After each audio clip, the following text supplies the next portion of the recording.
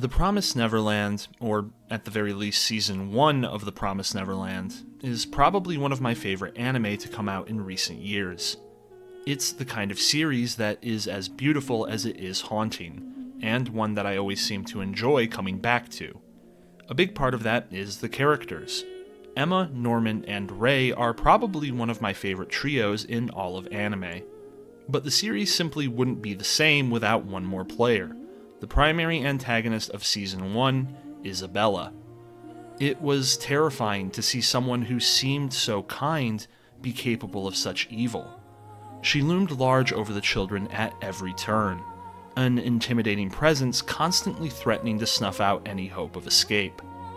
But as horrible as she seems, there's a lot more to her character lurking beneath the surface.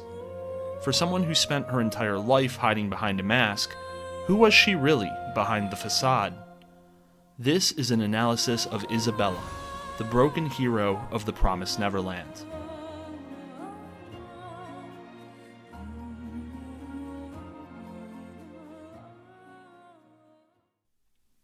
Isabella's story is certainly a tragic one. Like our main trio, she grew up in the Gracefield House farm. After a failed escape attempt, she eventually learned that they were all being raised as food for monstrous demons. But, rather than accept her death, she opts instead to become a mother, raising more children for the demons herself. She was particularly good at it, and earned quite a reputation for her high-quality results. Following the escape of Emma, Ray, and the gang at the end of Season 1, she accepts her failure and resigns herself to certain death. Although Season 2 took quite a few liberties with the original story, Isabella's is largely unchanged. Rather than be put to death, we learn that she was instead imprisoned for her failure. Eventually, she's released, and promised freedom from the entire farm system if she's able to recapture the children. She's even promoted to the high-ranking position of Grandma, making her only the second gilf to ever make it onto my list of waifus. However, when the kids show up once more, she betrays her masters, rallying the mothers and sisters she oversees to help them all escape. In the manga, she's struck down by a demon while trying to protect Emma. But in the anime adaptation, she survives and escapes to the human world with everyone else. Free at last, she seeks to atone for her sins by caring for the children in this new world. And she also learns to play the guitar, apparently. A big part of what makes Isabella such a terrifying antagonist is how kind and caring she appears on the surface. The contrast between compassionate mother and omnipotent monster accentuates how awful her actions are. This isn't just some run-of-the-mill bad guy. The person these children trusted and loved more than anyone else in the world is, in fact, their greatest opponent. And yet, in spite of the torment she subjects them to, towards the end of the series, Emma claims that she believes Isabella's kindness and love were genuine. She even goes so far as to say that she forgives Isabella for what she did. It's not really a surprising line to hear from her. Being able to see the good in others is one of Emma's defining character traits. But this moment calls into question the motivations behind Isabella's actions at the beginning of the series. Was she really as selfish and horrible as she seemed? Or, in a twisted way, was she doing what she truly thought was best for her children? I think the scene that captures her feelings the best comes at the end of Season 1, immediately following the children's escape.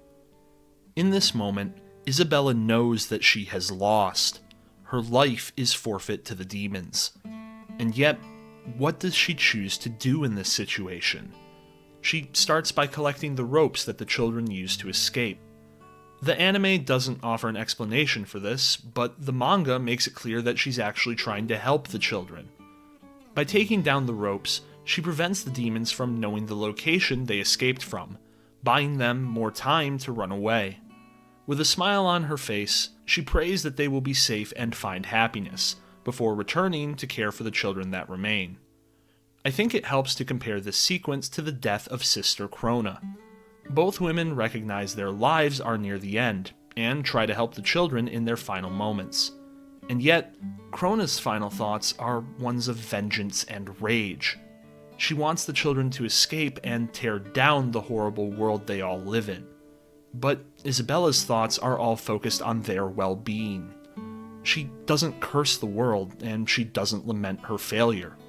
At the end of the day, she just wants them to be safe and happy.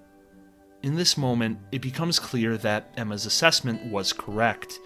Isabella did truly love her children. Which, of course, begs the question.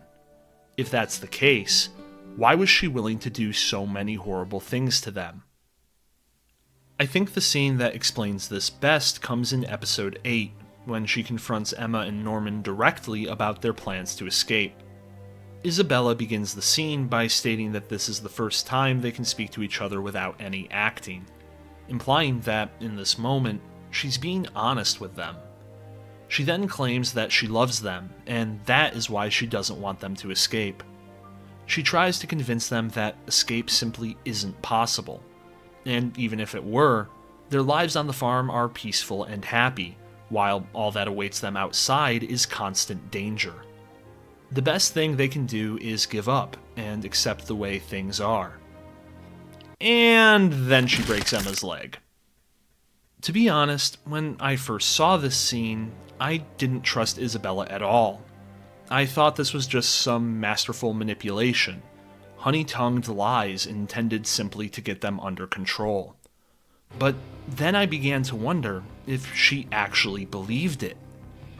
Isabella tried to escape herself, but determined it couldn't be done. She gave up and resigned herself to surviving within the confines of the demon's system. When she tells Emma and Norman they will be happier if they just accept the way things are and stop struggling, she's speaking from her own personal experience. Only when she embraced her despair was Isabella able to find happiness in such a painful world. At least, that's what she tells herself. While Isabella normally has a smile painted across her face, there are moments where her underlying pain shows through.